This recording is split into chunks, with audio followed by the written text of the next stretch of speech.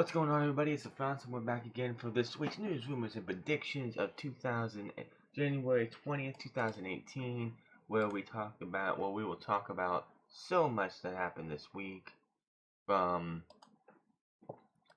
the steroid allegations of Roman Reigns to Dave Meltzer confirming that Paige's career is actually over, despite everyone else saying that it's not, which I will have more on my thoughts on the whole Paige thing during the show, simply because there's a lot that I have to think about that, and it's obvious how it should be. So we will talk about that today. We also have some outside of WWE news of Impact Wrestling with stars like EC3 and James Storm all getting and finishing up with Impact today, or not today, but this week. We will have more information on that and much more. Before we get started, though, before we talk about anything else, I do want to address the quote unquote elephant in the room, which is Roman Reigns. This guy was linked to a steroid ring by a guy who's in jail. First and foremost, for anybody who wants to jump down his throat, this guy is in jail. So it's not like it's only his word that we can go by. I didn't say if it would have been true, if there would have been proof coming out and saying that this was happening, I would have been there on Monday saying all of this. You had like What Cultaholic, What Culture, Pro Wrestling Unlimited, all those guys report on it. I didn't think anything of it because I figured Roman Reigns is innocent. This guy got busted 2 years ago, a little over 2 years ago, for Adderall. He admitted to it, he owned up to it, which is commendable on his end. It is great to see when somebody actually takes pride in their work and they actually own up to what they do wrong. It was the biggest topic of the week because everyone was like, "Oh, if Roman Reigns if it's true, he's innocent. If he's not innocent, if he's actually guilty of this, why not? Then WWE's gonna have to cancel the WrestleMania moment, and you know WWE doesn't want to do that. They want to have him be the guy taking the title off of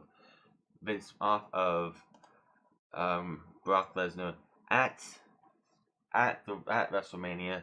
So they do want to. They don't want anything to get in this way. But from what it seems like, it was 2 years ago that this happened. So it's not like if it is true. I'm hoping it's not true, which I don't think it is. I think he's an innocent guy who's getting thrown under the bus by somebody who is trying to get keep his name out there in the market simply because he's in jail and he's got nothing else to do but just make comments about somebody that honestly I don't think he even met, and he's just throwing himself he's just throwing himself out there. According to a recent interview with former steroid dealer Richard Rodriguez, WWE star remains one of his alleged former clients. An interview on it featured on a YouTube video post by documentary filmmaker Johnny Bravo, not the cartoon character, which I missed that cartoon. And Rogers named Reigns, Mark Wahlberg, and Josh Duhamel as some of his clients. Reigns' name is mentioned around the 4-minute mark. We're not going to watch that. If he mentioned Roman Reigns by name, it's like as Roman Reigns and not Joe Onowale or whatever his last name is, which I think is Onawane, then you know it's just him throwing out bullcrap because nobody is going to use the actual wrestling name if they're going to do this. It's something that not just affected me, but the lives of several people. It's a very profitable franchise. A lot of businesses and relationships have been tarnished because of this. And at the end, I am trying to clear my name and make people aware that there's a lot more people out there that were involved, many that associated with my company that would not know. One of them in particular is a very famous wrestler named Roman Reigns, which again, if it was true, Roman Reigns would not use his wrestling name because that's just stupid to do that. He was originally introduced to me by one of the informants, which I probably heard his name in the past due to the numerous videos that Johnny Bravo has done, and also some including myself on my own channel. He is a very down-to-earth person. However, a situation involved in which oftentimes when you were brought to trial, which I was not, I decided to take a plea. They disclosed discovery. One part of the discovery is called tried and true statements, which is basically disclosing everybody who the people who are investigating you have spoken to with regards to your company, to your regards to others and co-defendants associated with the incident indictment. So that's one of the reasons I disclosed him. Rodriguez did not mention a time frame for when Roman Reigns has originally been in contact with him. Rodriguez is a former Iron Addicts gym owner in Miami that was arrested last February in a DEA raid. Reigns was suspended by WWE for violating the company's wellness policy in 2016, but that was reportedly due to taking Adderall, not steroids. And they confirmed that when I think when they do a drug failure, they actually show what the test came out to, so it was Adderall. Roman Reigns, through Ryan Satin, gave his own statement. I have never heard of Richard Rodriguez or Wellness Fitness Nutrition. I've learned from the mistake I made nearly 2 years ago and paid the penalty for it. Since then, I passed 11 tests as part of WWE's independent drug testing program. So, yes, I'm pretty sure he learned his lesson. He's not going to be that stupid. It was... He made his mistake, and he's in the best position he can be at right now in WWE. Do you really think he's going to mess that up by going out and getting these drugs or these steroids and doing it under the rug?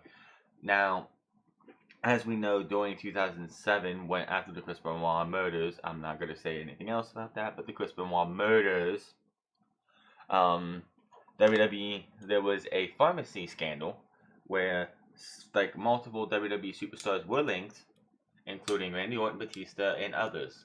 They suspended a lot of people from that. Of course, Randy Orton and Batista. I think Randy Orton was already on a two strikes on the wellness policy at the time, so he wasn't so they did everything they could to not have to fire him.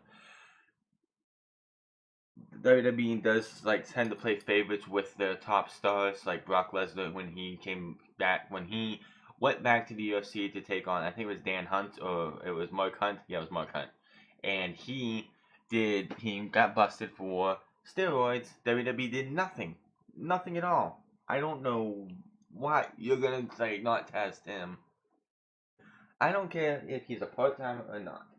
You need to be fair to everybody. If you're going to test Roman Reigns, you need to test Brock Lesnar so that there's parity between everybody. It does not matter if he's a big money if he's a big money maker. If you start testing, if you let the guys who make the money for you the most get away with this, then people are gonna sit there and try and get away with it too, and then they'll end up getting busted, and it's not good for business.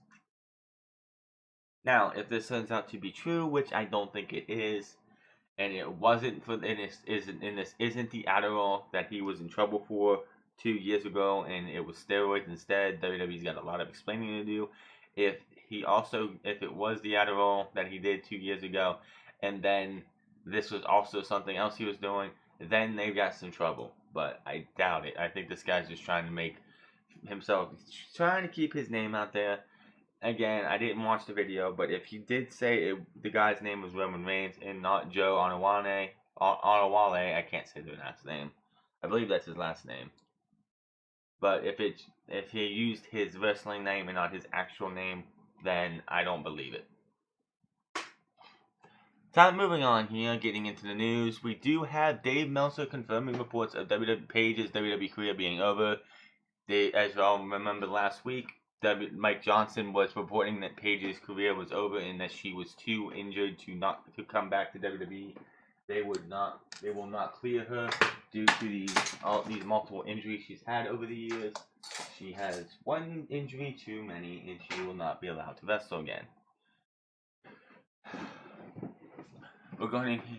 with WWE coming to an end in a latest edition of the Wrestling Zone newsletter. He mentions that Paige was ruled by WWE Medical as having injuries so severe that she won't be cleared to wrestle. Meltzer also confirms that Paige was informed on the decision last Monday on Raw. Not this past Monday, but the Monday before that. Now, should we all feel bad for Paige? Yes and no. Since she's been back in WWE, she's been booked in 6-woman tag matches and crappy storylines for the last 2 months. This woman was lucky to get her job back. She is lucky they didn't fire her after what came out in those pictures from that phone leak. She's lucky she wasn't just cast off with all those Alberto El Patron, which I'll have that in a second too about that. But she's lucky they gave her another chance. This woman had a male defecate over the WWE NXT Women's Championship with his little spunk. She just disrespected everything about WWE. She does not deserve as much sympathy as everybody's giving her. She gave nothing to WWE. She ruined their trust. She sat by while Alberto El Patron was sitting there drunk as a motherfucker, drunk, tirade and ranting on WWE, and she just didn't even try. She was in those videos and is having a good old jolly ho hard time. This woman, it is sad to see her get her anyone's career to end at a young age. She has been in the wrestling business for 10 plus years, but to be ended at the age of 25, I believe they said, it is a sad thing to see. But you shouldn't feel so bad because it wasn't like they were gonna do much with her anyway. Nobody missed her. You didn't see people on YouTube, on Twitter, and on YouTube and everything throwing out Paige. Where's Paige? We want to see Paige back right now, then and there, every single week when she was gone. You didn't miss her then. When she's off TV after a while, you won't miss her after. She did nothing when she came back to WWE. They put her in a 3-woman faction to go against the same 3 women every single week, which does not do anything for you. And it sucks to see somebody's career end, but the fact that she was such a poor human being when it came to being somebody who actually loves this business, it's not that bad. I don't really care. I should, but I don't. Since she's been gone and since she's come back, she has just ruined her reputation. Her coming back was a chance for her to actually fix her reputation, fix everything that happened to her, but no, there's nothing that you can say to anybody to be like, well, she did her best, and there was nothing but no. That is my thoughts on Paige. She will not wrestle again in WWE. Anybody who was like, well, they didn't say anything, they didn't mention her career being over, they're not going to. They're not going to have that overshadow Raw 25. She probably won't say anything until after the Royal Rumble, because Raw 25 is coming up on this Monday, and if she would have said something, if they would have said that, or had her retire this week, last week, or this week coming up, it would have overshadowed everything they have planned for Raw 25. So if we see anything from Paige, you will hear it probably retiring in February after the Royal Rumble. Her ex, Alberto Del Rio, blames Paige for past rants. This D-bag right here, before I read any of this stuff, this guy right here does not want to take the blame for anything that he did in his past. He wants to blame Paige. I'm sorry. What I'm getting ready to read does not mean that you need to blame other people. In his past rants ripping Triple H on social media, he has to say, as you know, I am a man who knows when he was wrong. In fact, I was in contact with them, like WWE, when they admitted their mistake the first time I left. I also admitted my mistake. I personally apologize to Triple H for the issues we had when I was in a bad relationship with my ex-partner. She and her entire family made me believe that they affected our relationship. She made me believe that the videos Paige and Maddox and all that has happened outside, what is happening outside to her was perpetuated by Triple H in the company at the time. I believed her because she was my partner. I defended her by heart and sword. Then things were different. Later, I realized how wrong I was to place my trust in that person. I deeply regret my words and apologize to Triple H, his wife, and WWE. They understood. I don't care what somebody tells you. I don't care what her family, what the Knight family or Paige tells you. But they didn't tell you to go out and say this stuff. They didn't tell you to go get drunk off your ass and go sit there on a video and rant about Triple H and the WWE. That was your decision, not hers, not her family's. You could have sat there and called up Triple H and talked to him and asked him about this stuff. But no, what did you do? You went, you got drunk off your ass, and you sat there and made a fool of yourself. So don't be blaming anybody else for your mistakes. Don't blame anybody. You need to take responsibility for your mistakes. Do not take that and say, well, oh, it's not my fault. It was coming out of my mouth, but it wasn't my fault because somebody else made me believe it. That is the stupidest thing somebody can ever say. Take responsibility for your own actions. That is just downright stupid and retarded for somebody to sit there and say, well, it ain't my fault. Paige and her family made me believe this, and instead of actually calling up Triple H and saying, hey, she's saying this stuff about me, is any of this true? No, I'm just gonna sit there, turn on a video camera, get drunk off my ass, and just make a fool of myself. If he would return to the WWE, Alberto El Retard had to say, of course I would go back if the opportunity arises. I would not go back full time, but I would transition to a special appearance wrestler before I put down my wrestling boots for good. It will surely happen. Surely before I retire, I will do something special with WWE. However, I do not see it happening in 2018, but in 19, before leaving the United States, I am definitely going to do something special with them. I consider myself to be a good terms with WWE right now on my side. We will one day shake hands and everything will be fine. Time heals all wounds. After the way you left, no. I don't. I would never want to see this guy in WWE again. This guy came back, was all. It's a lot of it's not his fault because of how they did it, but they left on such bad terms that I do not want to. And this guy came back, did not care about half the crap he was doing. This guy just sat there and would just go through the motions just to get through his days. I mean, yes, they did the League of Nations, which was just total garbage. You know, it was only there to put Roman Reigns over, which in the end it did nothing. So it's not like that was gonna help at all. But this guy just needs to go fall off the face of the earth and just shut his mouth. Again, if you do something, I don't care what anybody tells you. That's just like if somebody who isn't a friend of yours sits there and comes up to you and tells you that somebody that you're friends with has, like, that friend of yours that you've known for years is talking crap behind your back. Are you gonna take their word over your friend? Are you gonna go ask your friend, yeah, this person said this, this, and this about you, or are you just gonna sit there and believe that person and stop talking to your friend that you've known for years? Sadly, but this is the truth, a lot of people nowadays will take that word over talking to their friend. I see it all the time. I've seen it for years where friendships have been ruined because somebody comes into someone's life, they talk shit on them, they go to that person, they go, hey, well, this person's saying this about you, or they make up a bunch of bull crap, and they sit there and they let their friendships get destroyed. Don't ever blame somebody else for stuff coming out of your mouth. Yeah, I don't care. Like I said, I don't care what the Knight family or Paige said. It was your fault. You're in charge. You're in charge of what you say. Just because you got drunk off your ass and started shooting off in the mouth, yes, it's a good thing you apologize to him. But still, that does not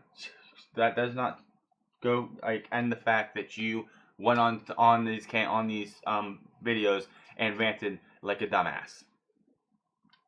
Fans of Hanaya the Huntress, as we will move on from here. If any of you saw this past week, if I'm correct, Hanaya the Huntress made her Impact Wrestling debut. She won't be around for very long. Hanaya the Huntress was fired from Impact Wrestling after refusing to do a 90-second job to Su Yung at the recent Impact Wrestling tapings in Orlando. According to Wrestling Observer newsletter, Hanaya made her Impact Wrestling debut in Ottawa at the Ottawa tapings last year and worked 3 matches at the most recent tapings. Su Yung is married to WWE superstar Rich Swann, who is currently suspended indefinitely due to domestic arrest after an incident with Young at the tail end of last year. So anybody who wants to see who's like a Hanaya Huntress who I've never really seen fan, and you want to see her on Impact Wrestling, you're only gonna get a little bit of taste of that before she's gone. She did issue a statement on her departure, so Impact on her departure. Hanaya says, so Impact and I came to a mutual decision, and there was absolutely no bad blood or hurt feelings on either side. I am thankful I had good times and even met some cool people, but immature people like to blow things out of proportion. Thanks again to everyone in Impact. I'm going to say this. You're new to the company. Yes, I saw her debut when she beat up Rosemary because it's on YouTube.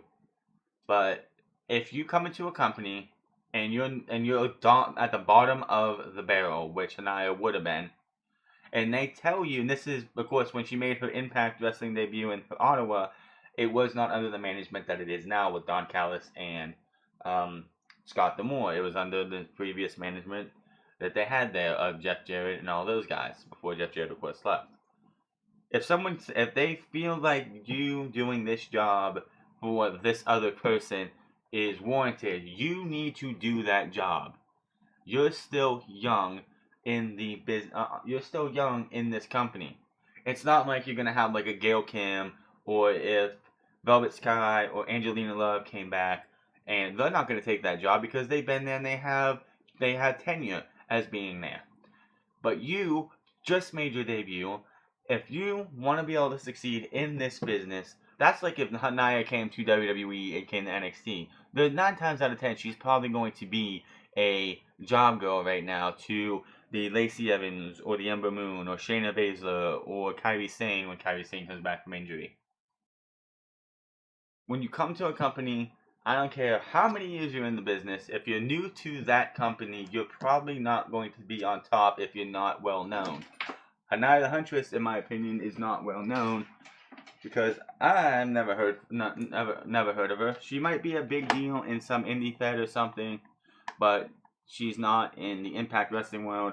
She decided, she was like, well, I don't want to take this job, which it might hurt her career. That she's thinking, well, I didn't come here to take a job. I came here to be one of the main stars.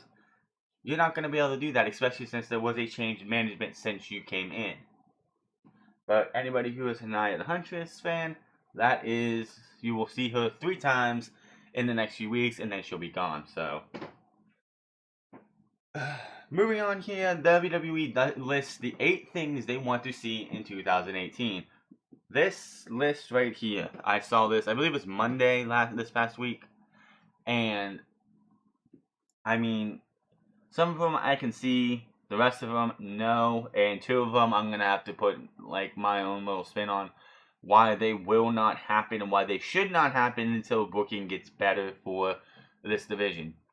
They start off with number 8. They want to see Finn Balor challenge for the Universal Champion. They say, if the arc of the Universal Champion universe truly bends towards justice, Finn Balor will go after the Universal Championship in 2018. Nothing less than karma demands it. We've been through this dance a couple times before, and it has stung every time. Resilient superstars claw past the field for a massive title victory. Losses said title due to unforeseen circumstances and never get a chance to win it back. It won't happen with Finn Balor. The table is too set. The timing is too right, the backup is too strong, hello Gallows and Anderson in quotations, and the opportunity is too precise to be squandered. If Balor is half the superstar that WWE believes him to be, he'll be the one to shake the curse of the injured champion, battle his way back to the mountaintop, and declare that the most unfortunate trend in sports entertainment history is over. Now, Had they put Gallows and Anderson together months ago with Finn Balor instead of at the beginning of the year, they could have built these guys up as a dominant heel faction and had Brock Lesnar versus Finn Balor with Gallows and Anderson getting involved, like have it as a no holds barred or something. Gallows and Anderson gets involved. This would be in hindsight of like when Finn Balor as Prince Devitt took on Kazuchika Okada for the IWGP Heavyweight Championship. Yes, I've done my research, ladies and gentlemen. And no, he did not win the match, but he had the Bullet Club did interfere a good bit in that match to try and help him win. It was for all for naught because he did lose to Okada, but just to see them do something like that where you have Gallows and Anderson like distract Brock Lesnar and give Finn Balor a bigger of a chance would have been great for the better than what we're getting now at this triple threat match at the Royal Rumble. But I don't see this happening simply because WWE has nothing they want, like other than this guy Anthony Benigo. I can't even say his last name. Who wrote all of these? I'm pretty sure. WWE does not see, Vince McMahon sees nothing in Finn Balor other than the Demon, which they don't want to give the. I guess the biggest reason they're not doing Brock Lesnar versus Finn Balor at Royal Rumble is because they don't want to give the Demon a big loss. Which, if that is the true case, then I agree with it.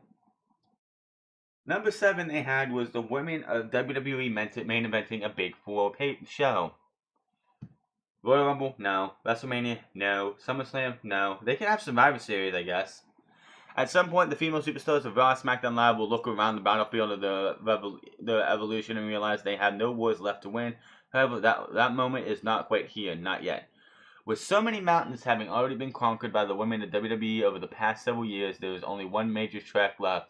Main eventing one of the Big Four, despite all the glass ceilings that have been shattered, the women's division has never been in the prime position of one WWE's team shows of the year: Royal Rumble, WrestleMania, SummerSlam, and Survivor Series. Well, you can add the Money in the Bank as a Big Five this year.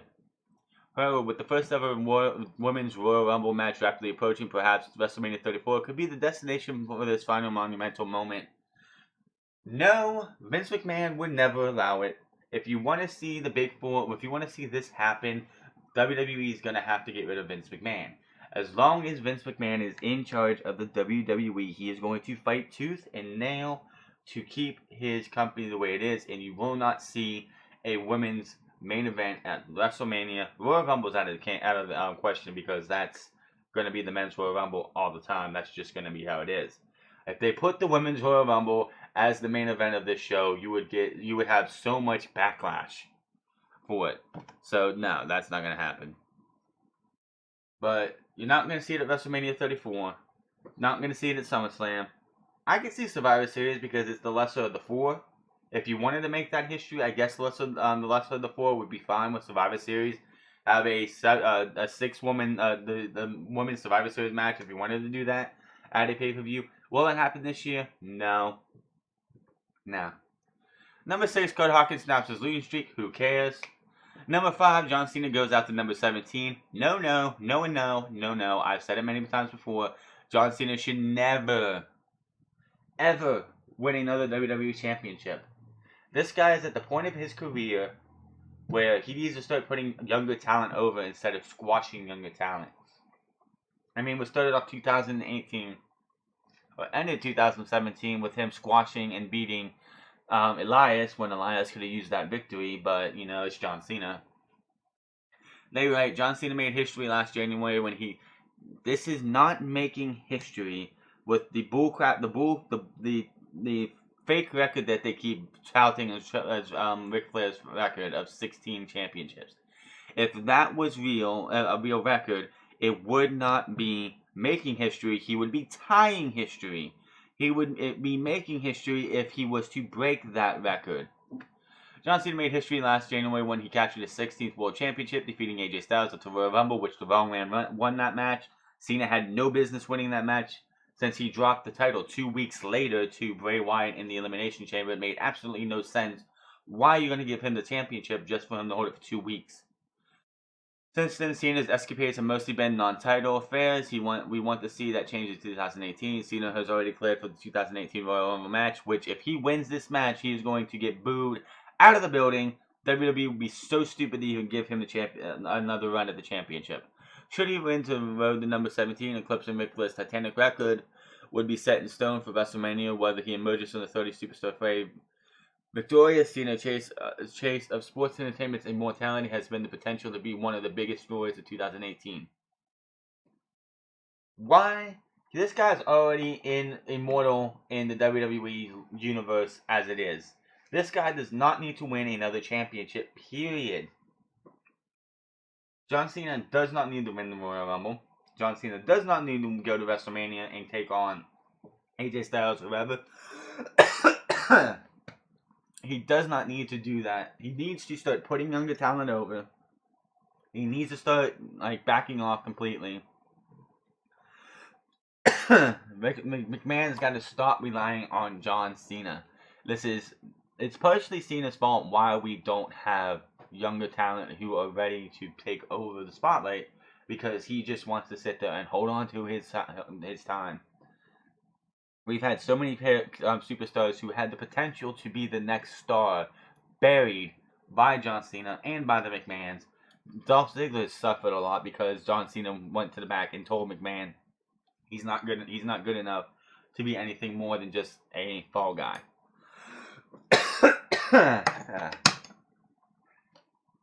Do I want to see John Cena win number 17? Nope, not now, not ever. Free agency opens up for more superstars? No. That just makes it worse for the brand split. What's the point of free agency? What's the point of the brand split if you're just going to let everybody and anybody? I'm not a fan of John Cena being a free agent. He should be stuck to one brand. But to see others do it too? No. No, that just takes away the whole brand split completely. There's no reason for it. When John Cena returned to WWE over the summer, he did so as a free agent, meaning he could move back and forth between Raw and SmackDown Live, and he did precisely that on several occasions, joining the Red Brand to wage war with Roman Reigns before moving back to Team Blue in the competition for brand supremacy at Survivor Series, which made no sense. If this guy's a free agent, why is he on either one of these teams? In 2018, we'd like to see free agency offered to a few more elite superstars. Imagine if Braun Strowman or Brock Lesnar showed up out of nowhere on SmackDown Live to wreck their brands of havoc, or if AJ Styles arrived on Monday Night Raw to become the face that runs the place on Raw. Sounds like the perfect idea to shake up the brands in the new year. No. The whole entire thing on the brand split is to have two separate rosters. If you're just going to do free agents, then what is the point of the brand split? If you're gonna have Braun Strowman and Brock Lesnar and AJ Styles, those are the three they drop. And you have just those three being able to move back and forth between each brand. What's the point? What's the point of having a brand split if you're gonna have those guys who can do whatever they want while everybody else is just stuck on the one brand? It's just dumb. Yes, eventually I imagine AJ Styles is going to be moving to Monday Night Raw with whatever they do next, like a superstar shakeup or another draft, simply because that's where Vince McMahon wants him to go. So if AJ makes it to the WrestleMania as champion, will probably lose that title to the challenger, so he can be moved to Monday Night Raw, because that's usually when they're probably going to do the superstar shakeup, is around that time. Kill off this entire thing called if you're going to go with free agency, then you might as well just get rid of the brand split. If you want the brand split, get rid of the free agency. Plain and simple. They want to see Batista, number 3, they want to see Batista return for one more match. I can see it, just not for a WWE Championship or anything like that. He does want to face Triple H at WrestleMania in a retirement match, which, if you want to, fine. Then that's better than what they want to do with Triple H. We'll get into that later. Batista's most recent tenure in WWE was nothing if not eventful, if you want to say that, from winning the Royal Rumble in 2014 to quitting in the most gift-worthy way possible. With the Princess Wave. The Animal left his mark on the WWE Universe. This isn't much left for him for a surefire future, WWE Hall of Fame to prove, but that doesn't mean we aren't salivating at that moment, that the idea of the Animal returning for one more match. There are a host of intriguing potential first-timer foes for the Guardians of the Galaxy star to step into the ring with, including Braun Strowman and Shinsuke Nakamura. Yet let's not overlook potential dream showdowns with likes of Triple H, Brock Lesnar, and even fellow WWE superstar turned Hollywood heavyweight, The Rock. Yeah, no, I don't see that happening. We know Batista is busy making hit movies, but one last WWE blockbuster starring the Animal may take too much sense not to happen. If there's a way for him to come back to SummerSlam, he doesn't need the WrestleMania moment. He's had enough of those in his career. If he could finish his career by coming back like right after WrestleMania, him and Triple H can have this little feud if he wants. And he can go to SummerSlam, have the feud, and they can have him have his retirement match at SummerSlam. Then fine. I'm not against Batista coming back as long as they bring him back as a heel. The way they had him come back the last time in 2013/14, have him come back, be all babyfacious, but then go into the ring and hug and shake hands with Triple H and Stephanie. Why? And he even said it himself. He wanted to come back as a heel. But if they have him come back as the heel, the Hollywood Batista, do like what The Miz does with his gimmick, only he actually has a reason to say he's an A-list superstar because this dude has been in Marvel's Guardians of the Galaxy 1 and 2. He's going to be in the Avengers Infinity War. So we will definitely need to see. We'll see what happens.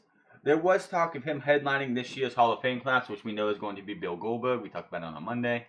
And the question was who was going to headline. It's going to be Goldberg this year, which does fuel the speculation that Batista will be back this year for a match. And then next year in 2019, he will be inducted into the WWE Hall of Fame. So Batista coming back, I can very well see it this year. We will have to wait and find out. This next one, I have a little bit of a problem with, because there is no way whatsoever with the way the women's division is right now that this is ever going to happen, and it wouldn't work. They have at number 2, women's tag team titles come to WWE. The way you're booking the women's division right now, no. We'll get to that in a second. The women's evolution WWE has led to plenty of firsts, including the first women's Hell in a Cell, Money in the Bank, and Royal Rumble matches. Along with the first ever women's match in the UAE, which is United Arabic Emirates, and events like the Mae Young Classic. However, the women of the WWE still only have singles titles to compete for on Raw, SmackDown Live, and NXT. For the rosters of all 3 brands growing and new talent from around the world making their way to the WWE Performance Summit, there's no time like the present to swing open the doors for competition and introduce women's tag team titles. Best friends like Sasha and Bayley could join forces for championship battles against tandems like the Absolution and the Riot Squad. We could see new teams emerge. There's even a certain iconic duo in WWE's NXT, for which the women's tag team titles seem tailor-made for. The time is for a new championship is now.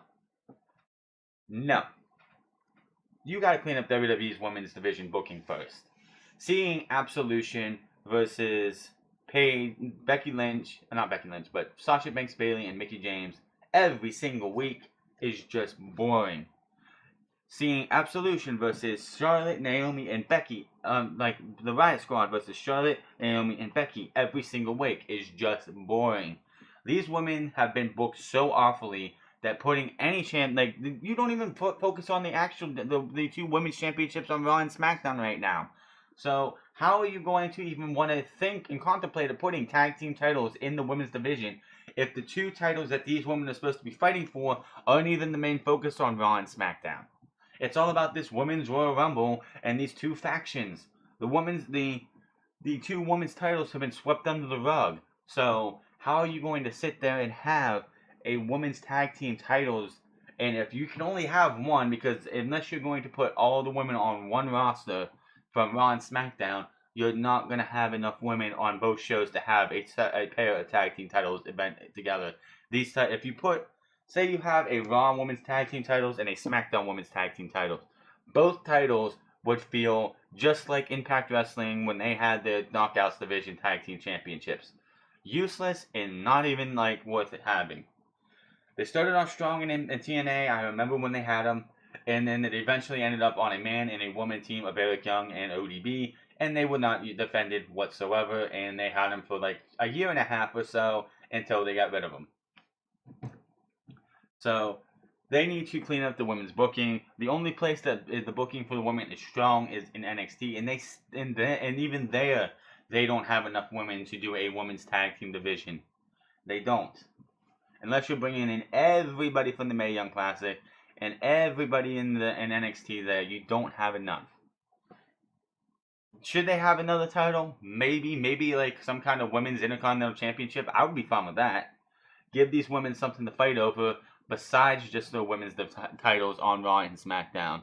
Have like like WWE Women's Intercontinental Championship. Have a mid-card title for them. You have Charlotte and Alexa Bliss. You should like when, especially on Raw, when Asuka wins that championship, nobody else should touch that title until they decide for Asuka to lose, which will probably not be for a good while. So most of the women, what are they fighting for?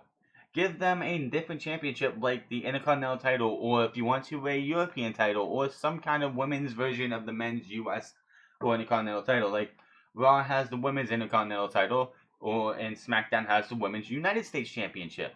Give them something to fight for besides that, because you have like 10 on Raw and like 9 on SmackDown. You're not gonna have everybody in the main championship picture. So give them a mid-card title, but a tag team title, no. So yes, if you would have a, like, say the Raw side got in it, I'm just throwing things out there. This is what I would see instead of a tag team titles. Should they have more than one title? Yes. Give them a women's Intercontinental title on Raw and a women's United States title on SmackDown. Match it up with the men's. When the Intercontinental title, the women's Intercontinental title looks like the men's one. Just give it a different color strap. Like the men have the white strap, give them a pink strap, or a purple strap, or a white strap. Instead, or not the white strap, but like a red strap or something. Give them a different strap for the Intercontinental title, and instead of it, and just say women's. Same thing with the United States title. Give them a blue strap or a green, or just like a purple strap, and give them like a more women's version of the U.S. title. And there you go. You have the two main people, because I'm so sick and tired of seeing fatal 5-ways, fatal 4-ways for the women's championship. You don't need to have everybody in the women's championship title picture. So if you want to give like a Bayley, who's not going to be in the women's championship title picture, a fight for a title like, I don't know, the Intercontinental title for the women, there you go. If you want when the Riot Squad eventually breaks up, you want to see Liv Morgan versus Ruby Riott for the Women's United States Championship. There you go. You have 2 new titles, but you don't have to have this tag team titles, which is not going to work the way the WWE. Because if you put the tag team titles on both Raw and SmackDown, it would be Absolution versus Bayley and Sasha Banks 6 to 7, 8 times in the next 6 months. And that's not good booking, and that would just make me care less about the women. Clean up the booking, make us actually care about the women on Raw and SmackDown. Give them a mid-card title, like a mid-women's card title, like the Intercontinental title for the men. Make a women's Intercontinental title on Raw, and a women's US title on SmackDown. And there you go. Number 1, which of course, if anybody doesn't know, this is one I could have seen coming. John Cena versus The Undertaker at WrestleMania. 2 years too late. After last year's match with Roman Reigns, I do not want to see The Undertaker wrestle ever again. But unfortunately, this one looks like this, out of all of these, this one looks like this is the one that's going to happen the most. Following his defeat at the hands of Roman Reigns, The Undertaker's shocking exit from the WrestleMania 33 left many thanking Dead Man for nearly 3 decades of thrilling in-ring performances. However, it left just as many wondering if that moment was truly meant to be the Phenom's final time in the WWE. It should be. Why are you going to go back on that perfect ending to Mark Calloway's career as The Undertaker? How are you going to go back on that to have this match? Though The Undertaker certainly has a Hall of Fame worthy resume to hang his hat on, which, if anybody's first ballot Hall of Fame for WWE at all, it is The Undertaker. There's still one dream match the WWE Universe has clamored for but never gotten to see, the Dead Man versus John Cena on the greatest stage of them all, WrestleMania. There's no match we'd rather see at this year's shows than The Undertaker returning to the site of his greatest defeat to take on one of the most decorated world champions in WWE history. I'd take AJ Styles versus Shinsuke Nakamura, AJ Styles versus Finn Balor, Brock Lesnar versus Samoa Joe. Brock Lesnar versus AJ Styles, number 2.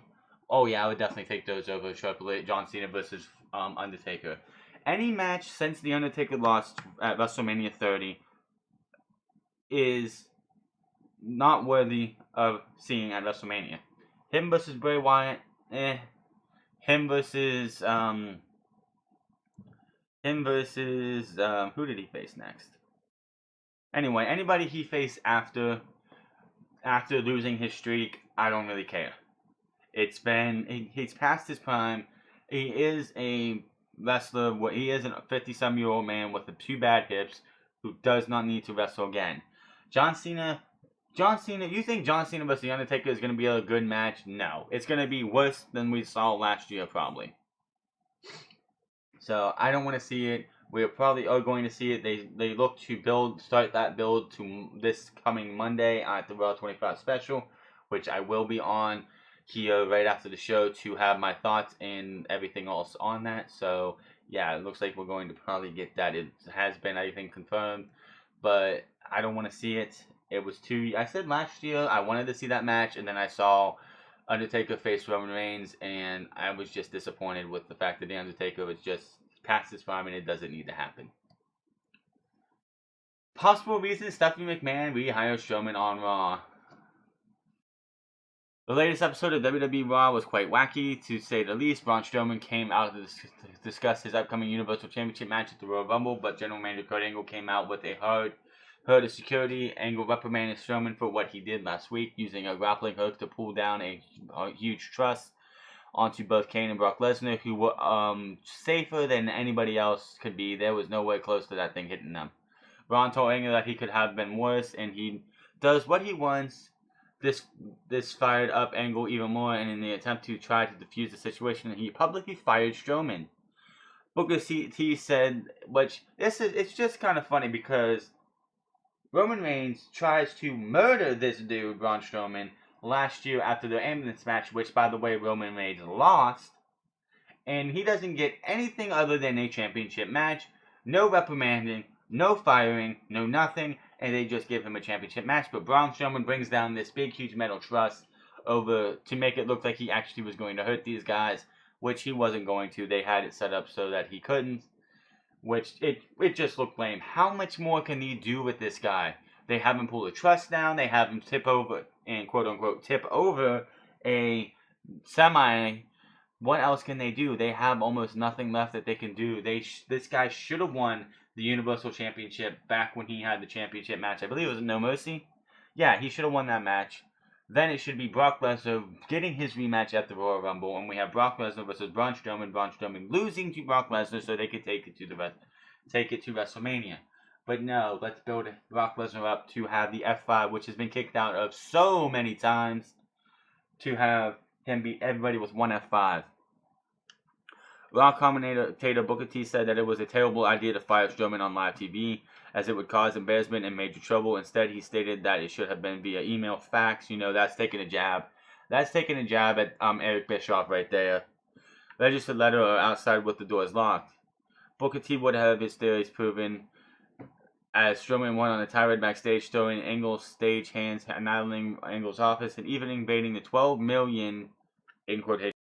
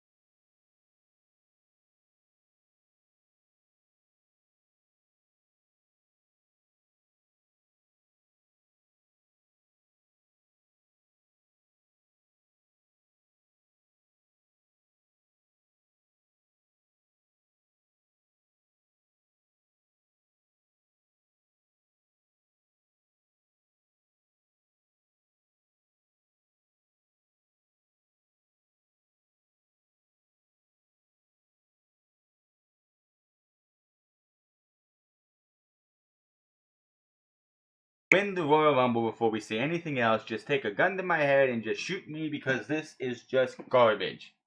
Neither one of these two should be, they should be eliminated like almost immediately. I'm just like, no, get them out of here. They do not need to be in the Rumble match at all. But that didn't last very long. After both Roman and Shinsuke Nakamura were tied in dead heat for the top positioning in the Rumble, Nakamura is the most likely to win according to those odds at 1 plus 140.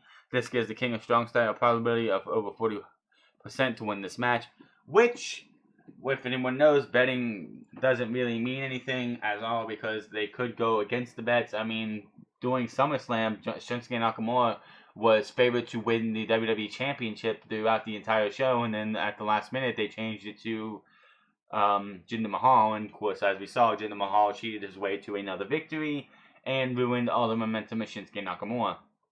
As for John Cena, his odds have been knocked down to plus 400, while Dolph Ziggler has been upgraded to have the same odds as Cena. It will be especially interesting to see how Ziggler's odds move from now until the end of the Royal Rumble in January. Okay, so that was a big news story when I first got to it.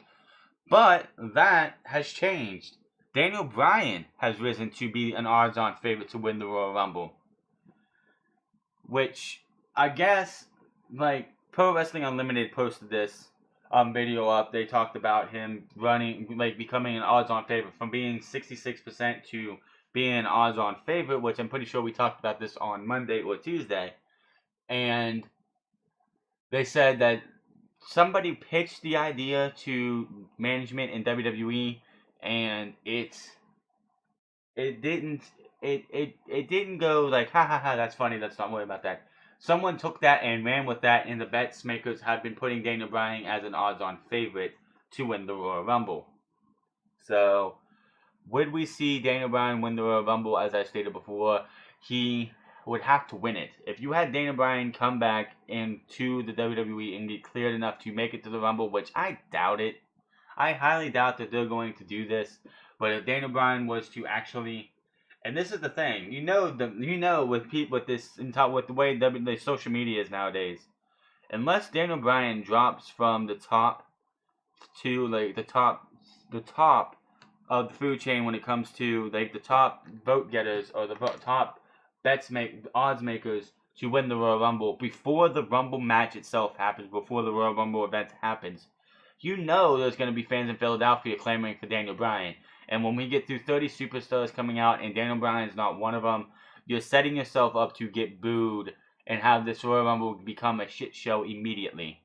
I'm sorry, like, if Daniel Bryan's even talked about being in the Royal Rumble, you better clear him to be in the Royal Rumble, or you're going to have a riot on your hands. Monday Night Raw 2 weeks ago had the highest rated segment. The highest rated. Oh no, it was this past Monday. Yeah. This past Monday had the highest rated.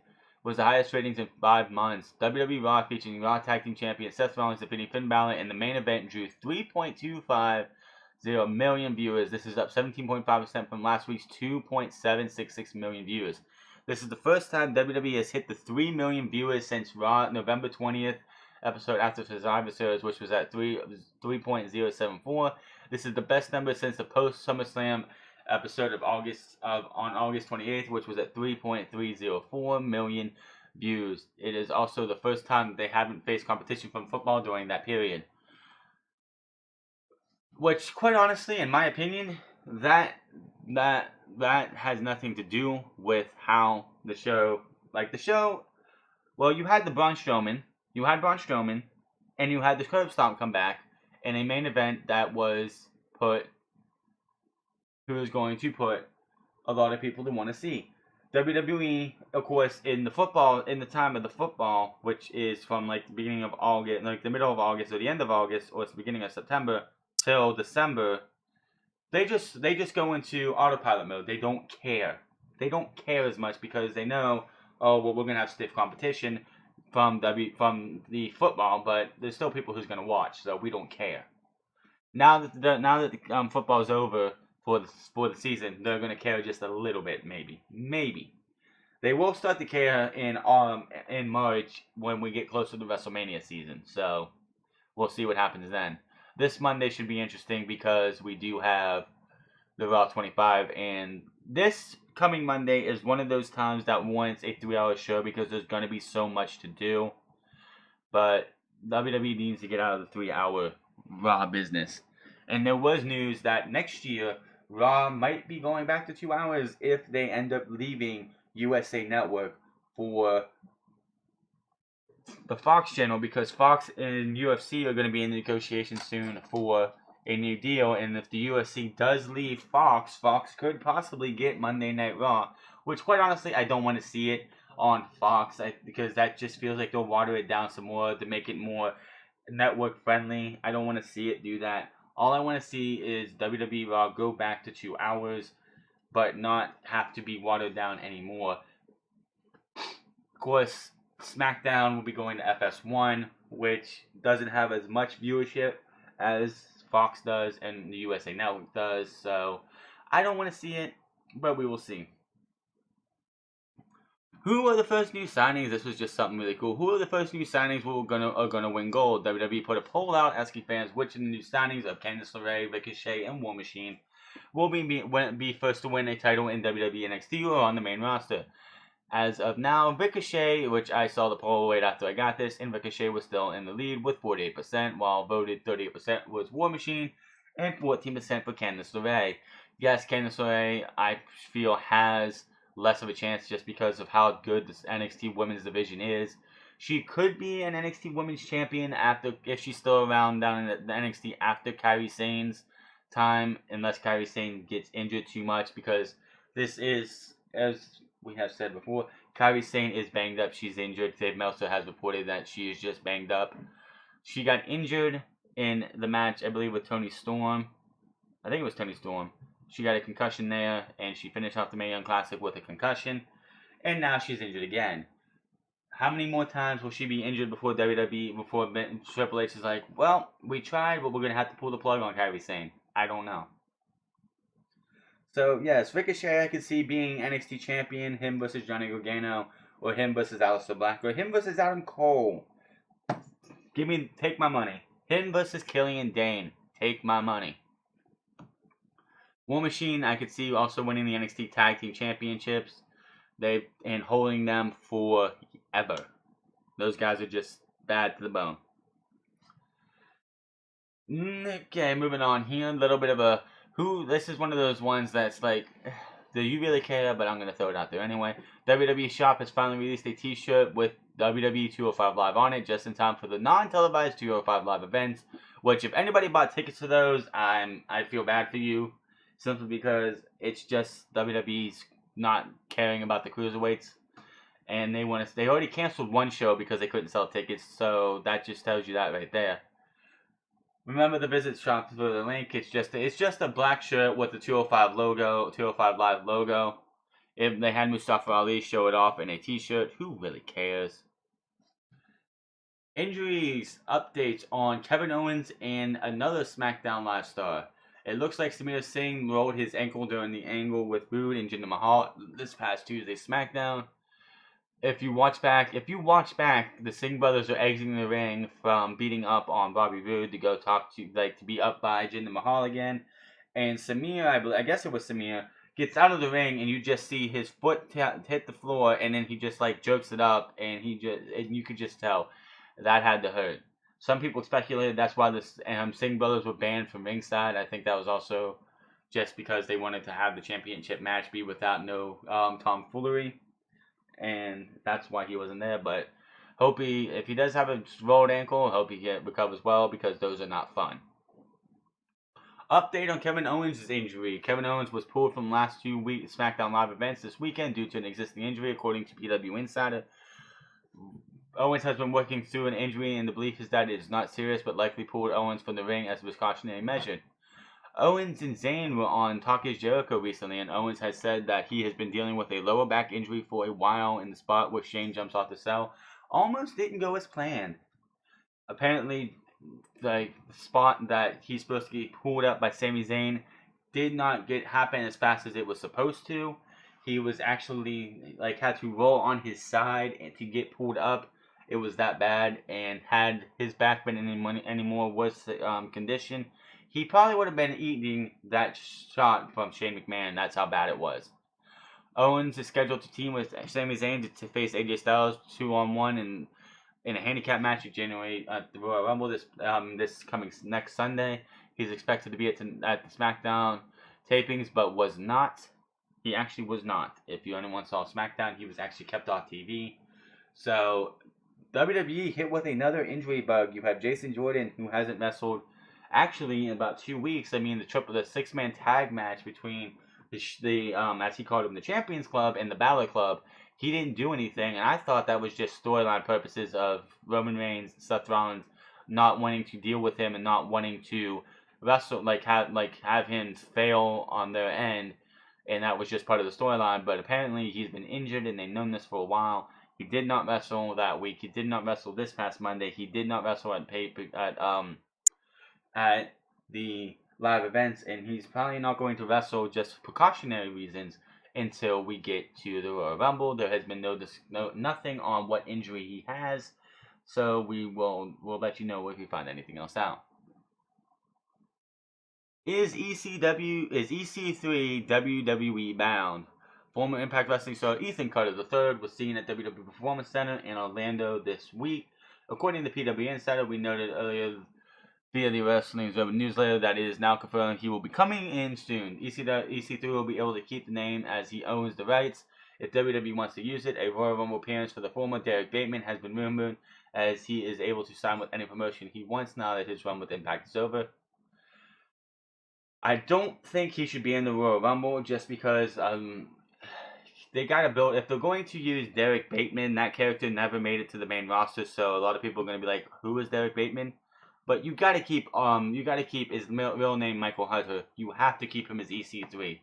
He has built this character since he left WWE. He has built and owned this character for years. I believe he started in Impact Wrestling in 2011, 2012, probably 2012. So that's 6 years almost.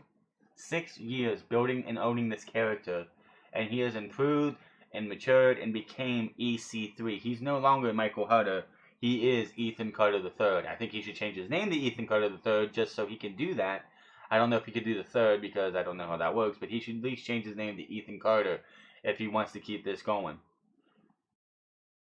It is possible that EC3 will use the same name WWE as he does on the rights. He has previously used Derek Bateman.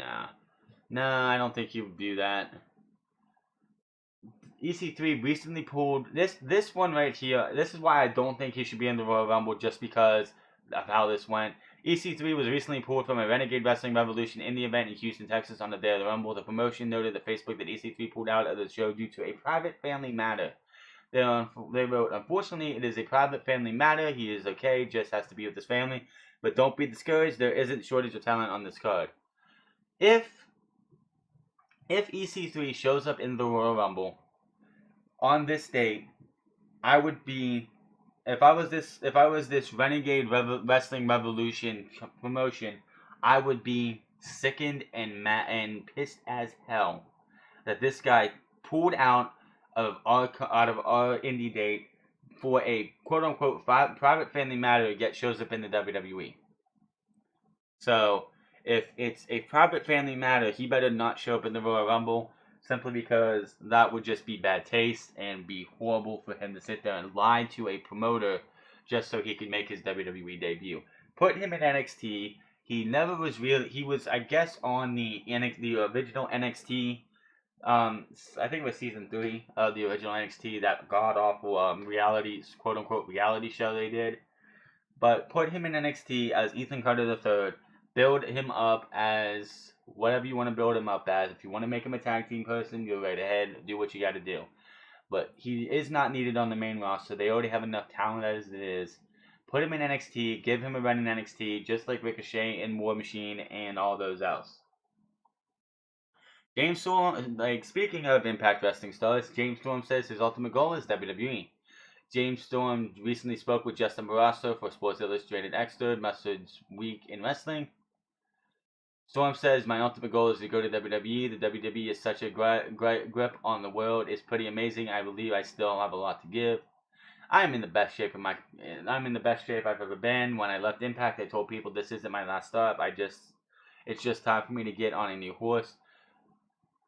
You shouldn't have left in the first place, James. I know you got a big, huge money deal to go back to the Impact Wrestling, which you really didn't do much there. I guess you reformed beer money with now the U.S. champion Bobby Roode, who eventually left the Impact Wrestling as well.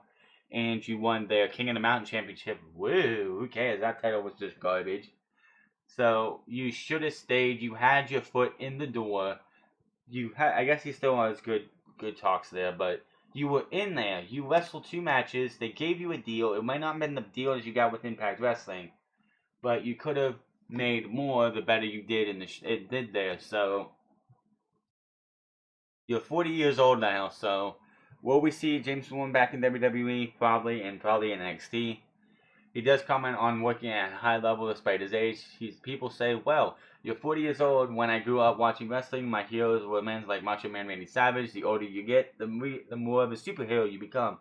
There's a reason there is Superman and not Superboy. Storm talks about the appeal of his cowboy character, being proud of his southern roots. Growing up watching all of these different promotions, there was that one southern guy who stood out, whether it was Dusty Rhodes or later Steve Austin. I don't know what it is about rednecks and wrestling, but people gravitate toward them. You believe what they're saying because they believe what you are saying.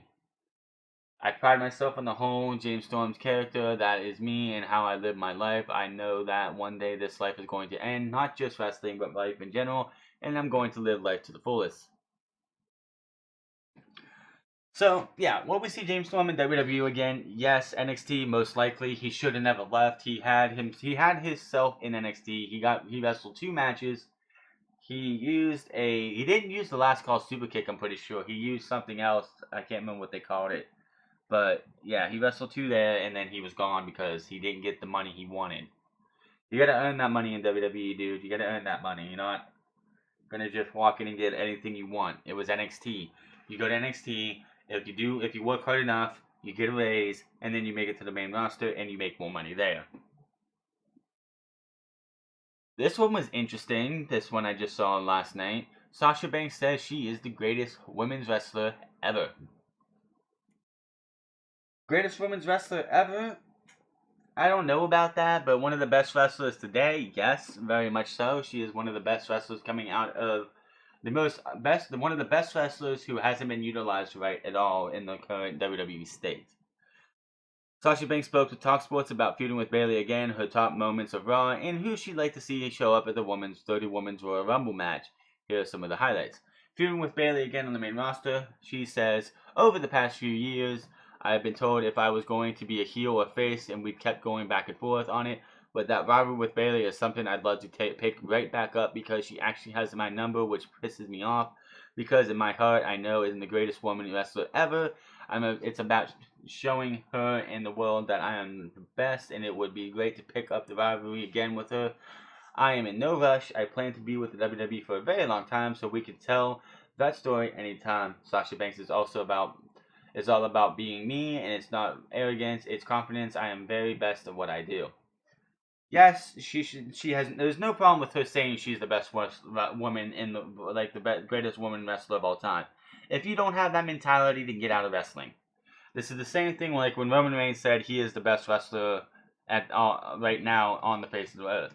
Is it wrong for him to say that? Yes, but it's also not because it's his opinion of himself. You gotta have that confidence. If you won't wake up every single day, I'm sure Bayley has the same thought too, that she's the best women's wrestler who's getting underused. Both of them are, totally. But if they don't wake up and say, well, I'm the best, and feel like they're the best at what they do, then they're in the wrong business. I'm coming on here every single week now, starting 2 weeks ago, and I'm going to make and get better at this. Am I the best now? No, but I will get better. And as soon as I get, the better I get, the better this will be. Sooner or later, I will be one of the very best, if not one of the very best, as long as I keep going and working on my verbiage, working on everything that I do. You cannot go into anything you do in life And if you do it and you don't feel like you're one of the best, if not getting better at what you do, then you should not be doing what you're doing. So, her confidence, it is not arrogance, it is confidence. You gotta have that confidence.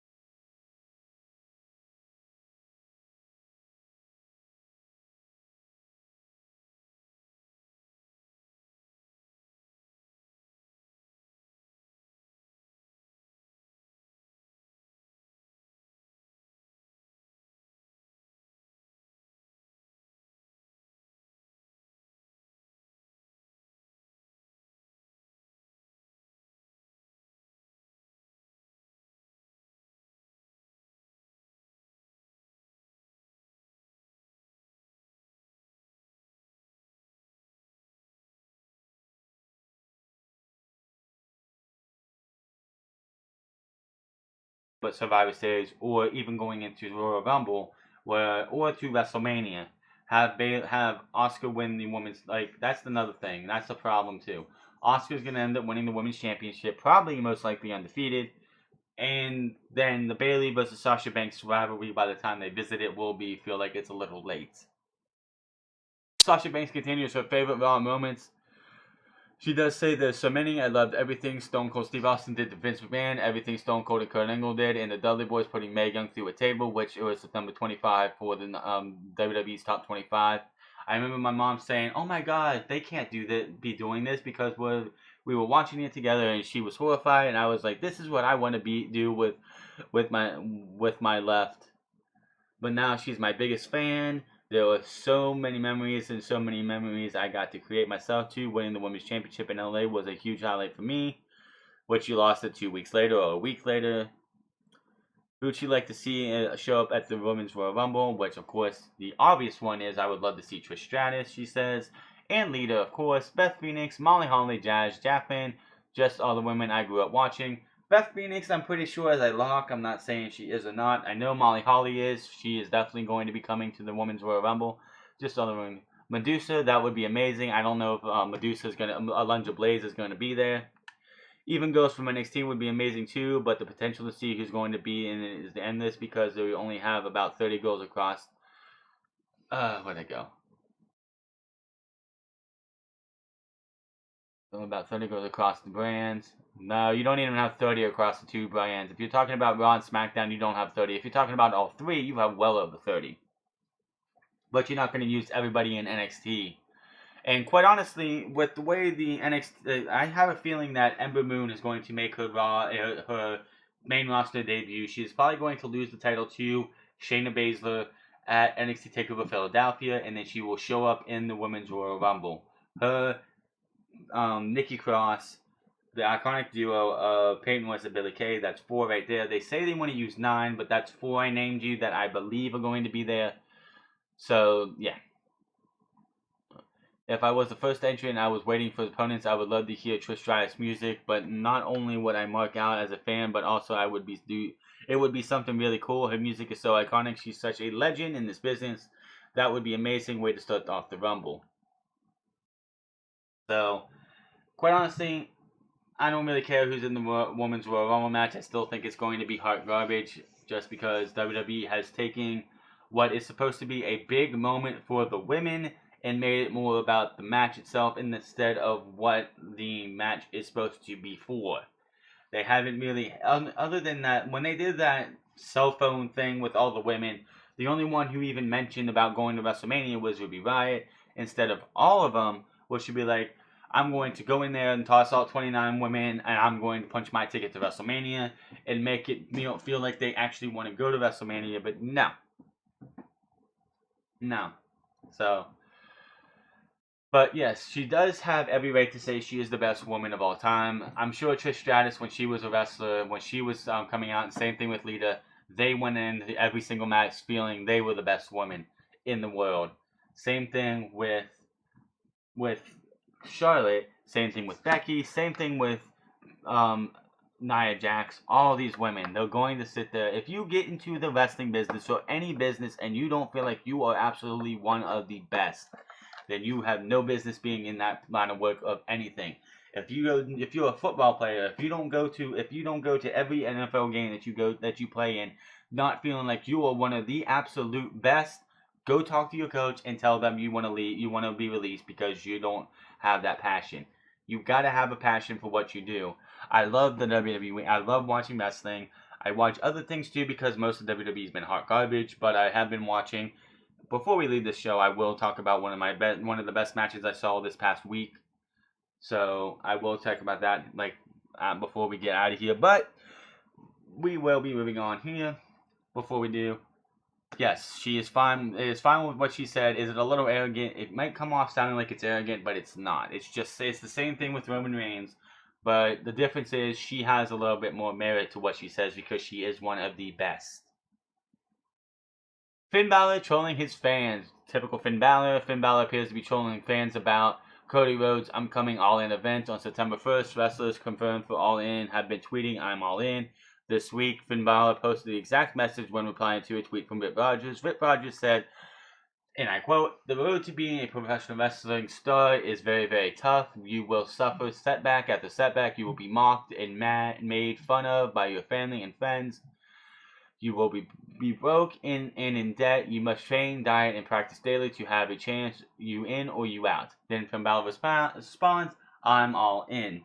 Now, I didn't look at Finn Balor's the response from fans about this, but I'm pretty sure there are many fanboys and fangirls out there who are like, "Oh my God, Finn Balor's leaving WWE. He's gonna be in the All In event in September 1st. Oh my God, he's gonna leave WWE. Finn Balor's gonna go be Prince Devitt in the All In." Cool your jets, people. Cool your jets. He's just trolling you. This is typical Finn Balor. When the reports came out that Finn Balor wasn't over in WWE, he started posting things on Twitter where it was like forever and over. The OVER was highlighted or something, and other things like that. He was trolling you guys. Calm down. If anybody who thought that Finn Balor is going to be leaving WWE in the next 6, 7, 8 months and going to be in the All In event, just cool your jets. I don't see that happening. He has too much to give to WWE, and unless he does something heinous, they're not going to release him, even if he probably asks. Injury update on Jason Jordan. As noted, the Raw Tag Team Champion Jason Jordan was pulled from last weekend's WWE live events, and he did not wrestle on Monday Night Raw TV show due to an undisclosed injury. We still do not know what that injury is, but Jordan has been pulled from this week's live events, which would be this weekend where we're at right now. As well, according to a PW Insider, Jordan is scheduled to be at Raw 25 anniversary, but there is no word yet on when he might be back in the ring. Jordan and Seth Rollins are set to defend their tag team titles against The Bar at the Royal Rumble on January 28th. We do not have anything else for that. There has been no talk about what his actual injury is.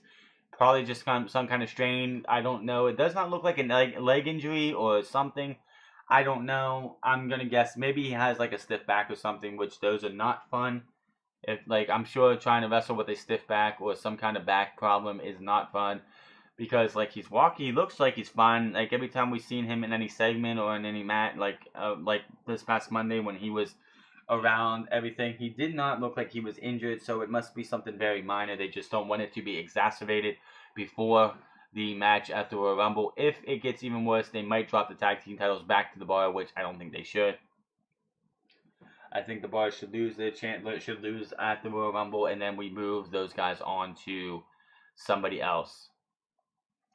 Gonna end it right here, guys. The current plans for Goldberg, the inductor of Goldberg in the Hall of Fame.